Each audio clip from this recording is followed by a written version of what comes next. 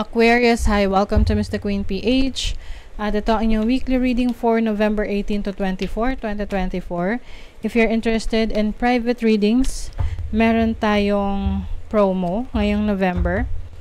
25% discount sa mga tarot reading services.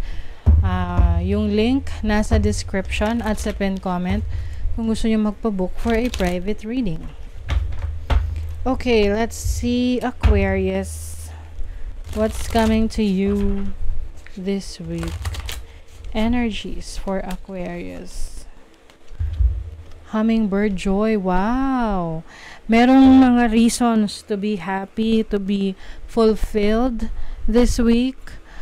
I also see a baby coming in kasi bundle of joy ang baby eh. So, pwedeng may baby sa family. It's either ikaw or yung partner mo or family member. Ayan. Or you will focus on what brings you joy. Saan ka nagiging masaya? Or meron kang isi-celebrate this week. Like an achievement. At yun yung dahilan kaya masaya ka. Let's see what else for Aquarius. You have the Five of Pentacles. Justice. Oh.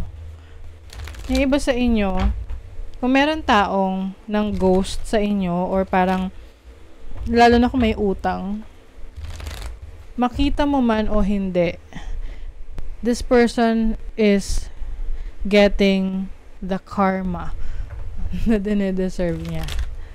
Okay? It's either ng ghost sa'yo or may utang sa'yo, hindi ka binayaran. You have the King of Cups.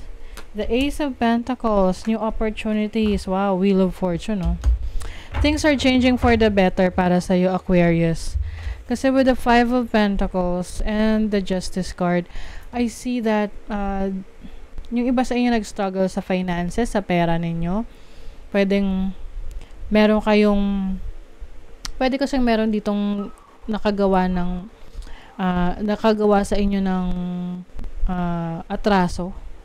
Oo, pwedeng iba, may utang sa inyo, hindi nagbayad, pero, maaring, malaman nyo man o hindi, but this person is getting the karma. And yung iba naman, possible na merong decision pagdating sa pera na kailangan mong pag-isipan ngayong week na to. Huwag mong hayaan na magpadala ka sa iyong emosyon. Kasi may mga ganun emotional spender. Kapag malungkot, kapag masaya, gagastos. So, you have to balance your cash flow, yung pera mo. Kung ano lang yung needs mo, yun lang yung paggamitan mo. You have the King of Cups. So, this can be the energy of the person that you're connecting with. If meron kang karelasyon. Some of you, long distance relationship, meron ditong namimiss ka. Pwedeng this person is waiting. Parang naghihintay siya na mag-reach out ka sa kanya. Or parang naghihintayan kayo. Naghihintay ka rin na mag-reach out siya sa'yo. But whoever this person is, I think, magre-reach out siya. Okay? Meron lang siyang parang desisyon na ginagawa ngayon about your connection, about your relationship. And eventually, kapag ito'y nakapag-decide na, makikipag-communicate to sa'yo. Some of you naman, merong new beginnings pagdating sa trabaho, sa business, sa career, or yung iba merong bibilhing property. Bahay, lupa, sasakyan, appliances, anything na will bring value sa buhay mo. So, you have that opportunity na yung iba pwedeng gawing negosyo, no? Halimbawa, bumili ka ng oven.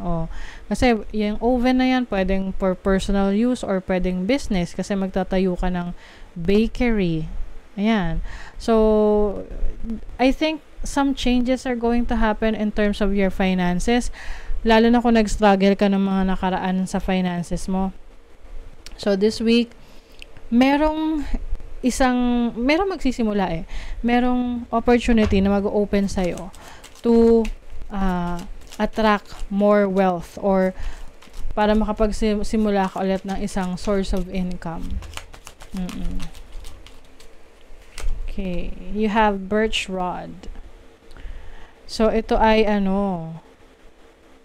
nako, yung iba sa inyo, pwedeng, if you are in a relationship with someone, pwedeng maka-experience kayo ng pag-aaway, misunderstanding, pwedeng dahil sa pera.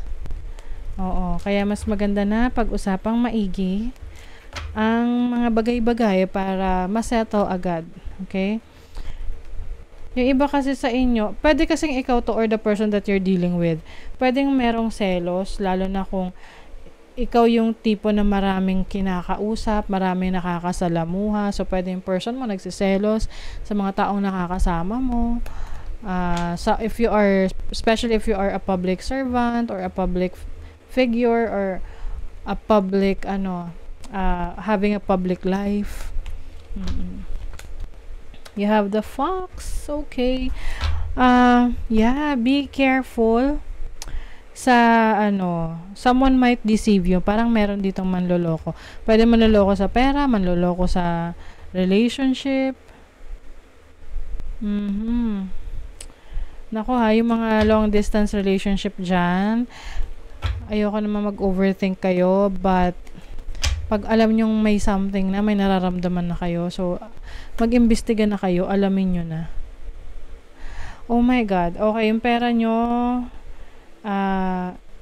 i-secure nyo ng maayos. Okay? Pwede kasing merong kumuha niyan or alam mo yung tipong pwedeng may manloko, no? Mag-offer ng opportunity pero hindi naman pala. Or literal na pwedeng maiwan mo somewhere yung wallet mo, tapos marami palang laman, no, 'di ba? So, ingat sa you have to be mindful kung saan mo nilalagay yung pera mo. Kung hindi naman kailangan, wag magdala ng maraming pera. Time to get out of a situation. See, yung iba sa inyo aalis sa isang situation that is no longer serving you.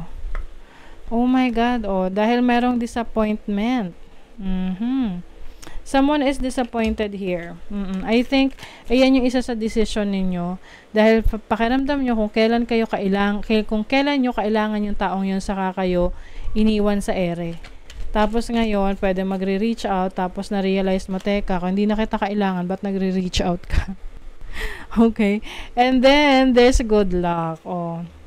I think, alam nyo minsan, no, may mga tao sa buhay natin na, parang somehow nagdadala ng malas. Meron naman mga tao na kapag tinanggal nyo na sila sa buhay nyo, sineswerte kayo, 'di ba? So, I feel like some of you ganun yung energy, ganun yung maaring ma-experience ninyo.